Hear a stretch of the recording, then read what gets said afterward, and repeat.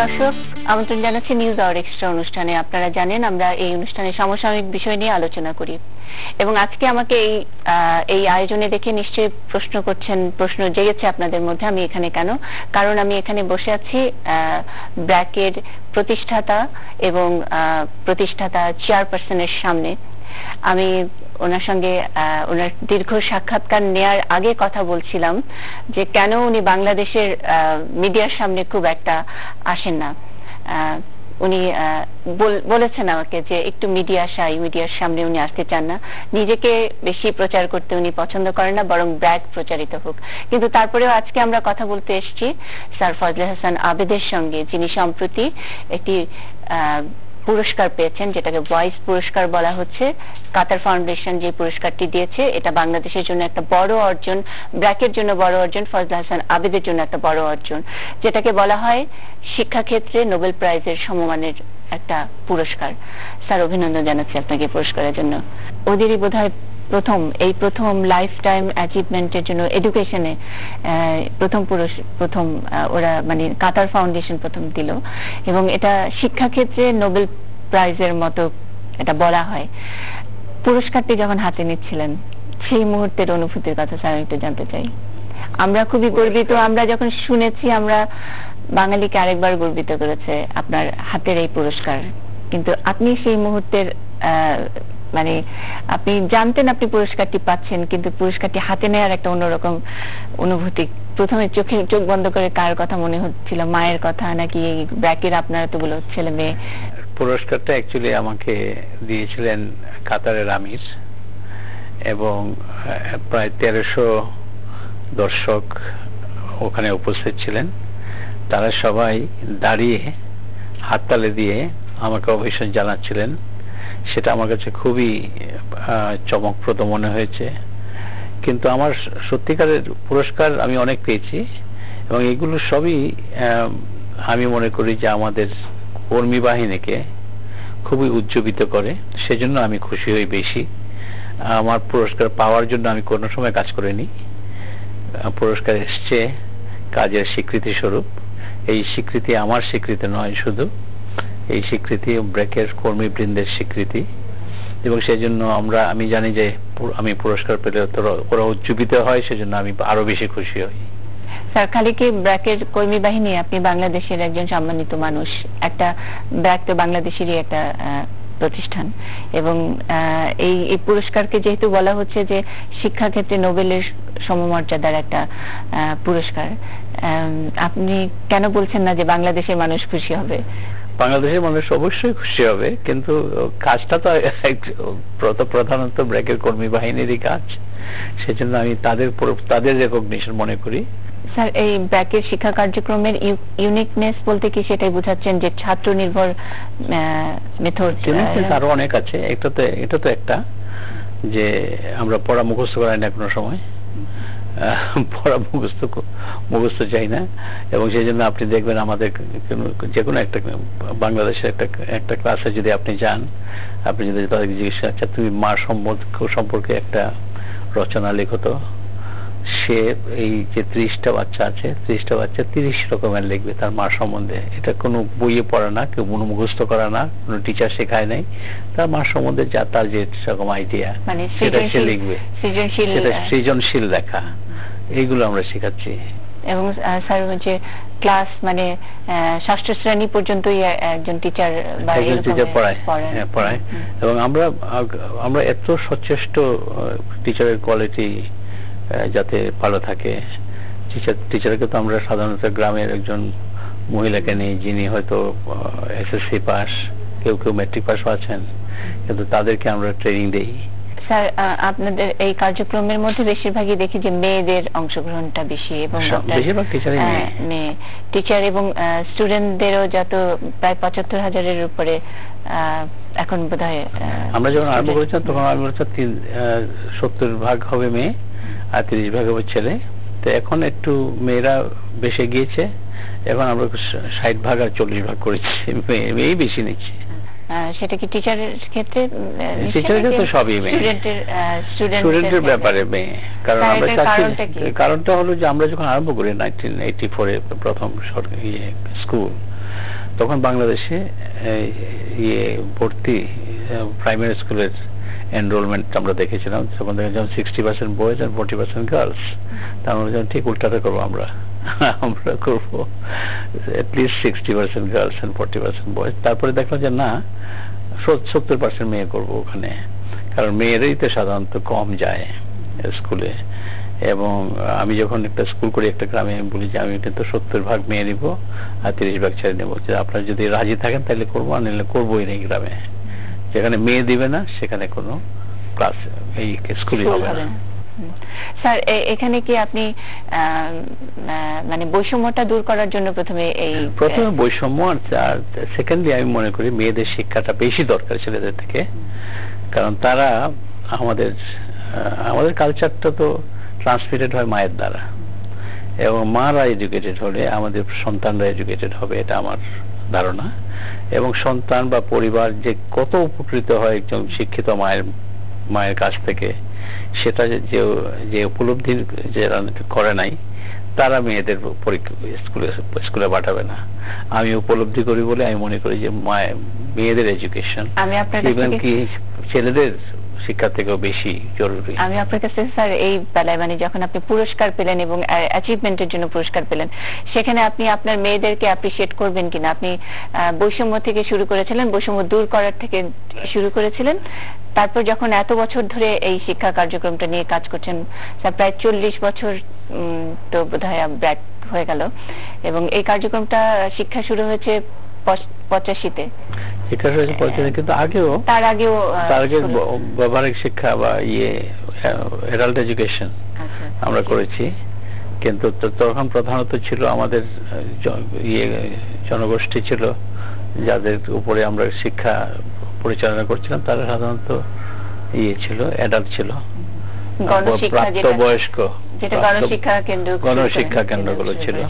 Sir আমি যেটা বলতে চাই যে আপনি যখন এত বছর ধরে কাজ করছেন এবং এখন আর জেন্ডার ডিসক্রিমিনেশন দূর করা না, এখন হলো যে মেয়েদের পারফরমেন্সটা ভালো হচ্ছে বা মেয়েদের ম্যানেজমেন্টের কারণে আপনার প্রতিষ্ঠানটা অনেকখানি এগিয়ে যাচ্ছে, সেটা কখনো ফিল করেন কিনা? মেয়েরা এখনো আমাদের প্রতিষ্ঠানে আসে না ইন লার্জ নাম্বারস, আমি যেই নাম্বারে চাচ্ছি। যেমন আমরা এখন আমাদের ম্যানেজমেন্ট ট্রেনিং নিচ্ছি যারা একসময় ডিরেক্টর হবে, মানে ইউনিভার্সিটি থেকে খুব ভালো ফল ফার্স্ট ক্লাস না পেলে আমরা নিব না, কোনো সব ফার্স্ট ক্লাস থাকতে হবে। তো এরা যখন আসে আমাদের এখানে 200-300 আসে, অ্যাপ্লিকেশন করে, তারপরে আমরা নেই হয়তো 25 জন, পরীক্ষা নিয়ে অনেক সময় জ্বালাই করে। আমি চাচ্ছিলাম এটলিস্ট অর্ধেক যাতে মেয়ে আসে, কিন্তু আমরা পাই 1/3। তার মানে হয়তো ব্র্যাকের উপরের দিকের লোক কি 1/3 থেকে যাবে মেয়ে। আমি সেই জন্য এবার ঠিক করেছি যে এইবার কোনো ছেলে নিবই না, সব মেয়ে নিব, দেখি জয়টা পাওয়া যায়, জয়জন পাওয়া যায়। কিন্তু স্যার এই যে গ্রাম আর শহরের মধ্যে অনেক পার্থক্য, অথবা যখন গ্রামে আপনি কোনো প্রাইমারি লেভেলের প্রতিষ্ঠানটা থাকে তখন সেটার ম্যানেজমেন্টটা আপনি মেয়েদের হাতে দিয়ে স্বাচ্ছন্দ্য বোধ করেন, কিন্তু এখন ওই যে একটু ক্ষমতায়নের কথা যখন বলি ম্যানেজারিয়াল লেভেলে ভাবেন তখন আসে না অথবা আসার সুযোগ পায় না। এই গ্যাপটা কেন? আর আপনার প্রতিষ্ঠানে তো 40 বছর হলো। হ্যাঁ, তো এই গ্যাপটা তো এখনো আছে, এখনো মেয়েরা মনে করে যে আসতে দেওয়া হয় না, আসতে দেওয়া হয়। আমরা তো চেষ্টা করছি।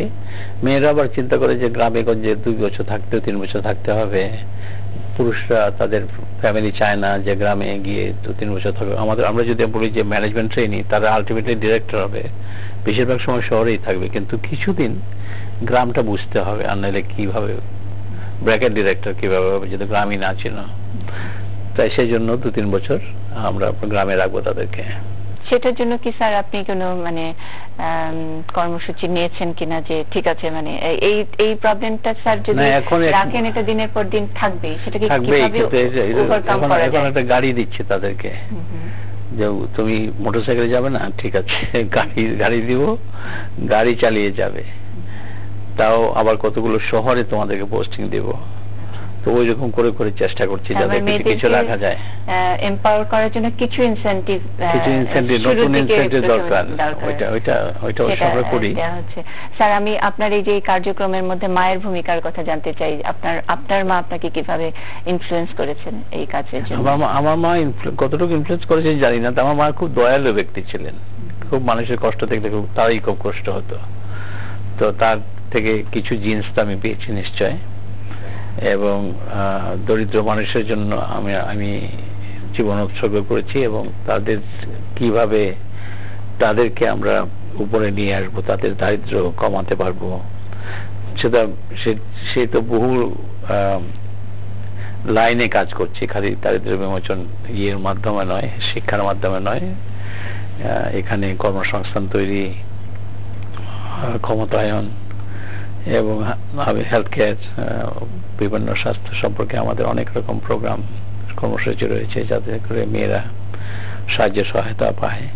স্যার, মাইক্রো ফাইন্যান্সের ব্যাপারটা, যে মাইক্রো ক্রেডিট, যেটা সেই প্রোগ্রামটাও তো আপনারা একেবারে শুরু থেকে করেছেন, সেটাও কি স্যার এই যে মায়ের দয়ালু একটা জিন আপনার মধ্যে আছে, সেটা থেকে নিয়েছেন, নাকি মনে হচ্ছে যে এটা একটা সাস্টেনেবল পদ্ধতি, যে সবসময় দানার দয়া হয় না? আগে ছিল না, দানার দয়া যে হবে না সেটা তো আমরা জানি।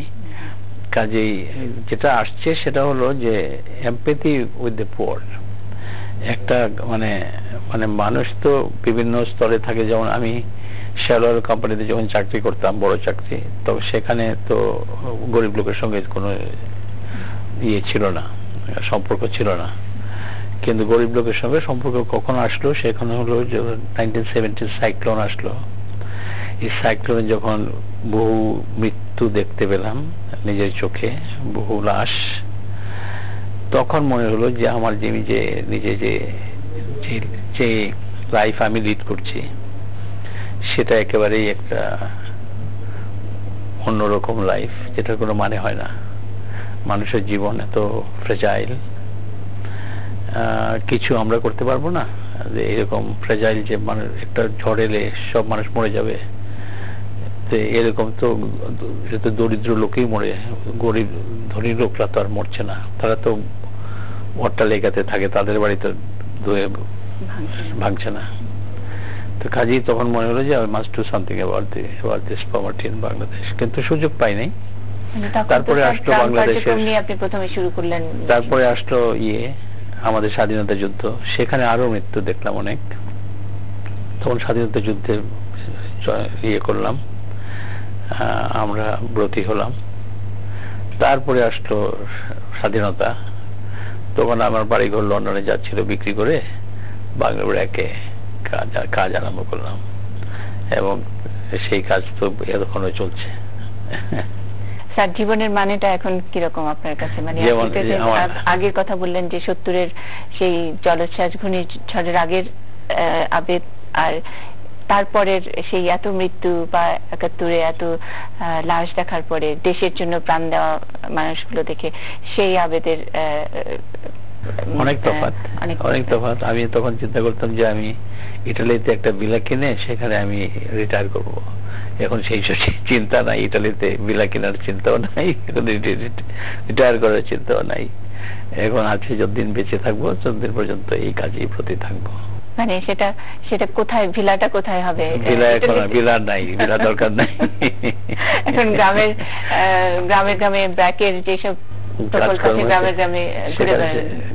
ঘুরে বেড়াবো, গ্রাম নিয়েই চিন্তা করব, দরিদ্র জনগণের জীবন নিয়েই চিন্তা করব, তাদের যে আশা আকাঙ্ক্ষা, তাদের যে জীবনের রিয়ালিটি, তাদের যে স্ট্রাগলস, এইগুলোর মধ্যে থেকে কিভাবে তাদেরকে আর একটু উন্নতির পথে নিয়ে যাওয়া যায় সেভাবে চিন্তা, সেই চিন্তাই এখন সাধারণত করি বেশিরভাগ সময়। স্যার, আপনি বলেন যে ক্ষুদ্রই হলো সুন্দর, আর কিন্তু বৃহতের দরকার আছে। এখন আপনি এই দুইটাকে ব্যালেন্স কিভাবে করেন? ব্যাগ তো আর ক্ষুদ্র নয়, হয়তো ক্ষুদ্র ঋণ আছে, কিন্তু ব্যাগ একটা বিশাল। আমি ক্ষুদ্র না, অনেকে বলে না স্মল ইজ বিউটিফুল, বাট যেখানে লক্ষ লক্ষ কোটি কোটি লোক দরিদ্র, তাদের জন্য ছোট ছোট সুন্দর